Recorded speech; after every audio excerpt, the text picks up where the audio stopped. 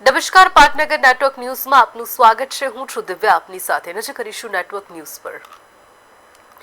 અમદાવાદમાં ભગવાન જગન્નાથની 149મી રથયાત્રાને લઈને શહેર પોલીસ દ્વારા સુરક્ષાની તૈયારીઓને આખરી ઓપ આપવામાં આવી રહ્યો છે।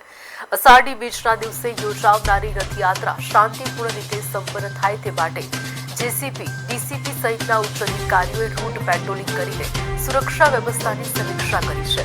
આ વર્ષે પ્રથમ વખત સમગ્ર રથયાત્રા રૂટ અને સંવેદનશીલ વિસ્તારોમાં દેખરેખ માટે આધુનિક ઈવી બાઇકનો ઉપયોગ કરવામાં આવશે।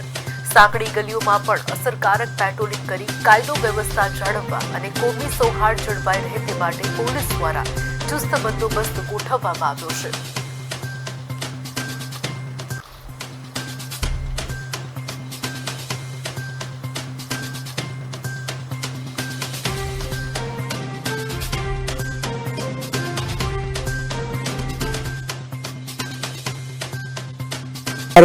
भगवान जगन्नाथ जी ની 149મી રથયાત્રાની પોલીસની તૈયારીના ભાગ સ્વરૂપે આજ રોજ ભગવાન જગન્નાથજીના જે મંદિર છે અહીંયાથી સમગ્ર રથયાત્રા રૂટ ઉપર પોલીસ દ્વારા જે ઈવી વ્હીકલ છે એના ઉપર પેટ્રોલિંગ કરવામાં આવનાર છે।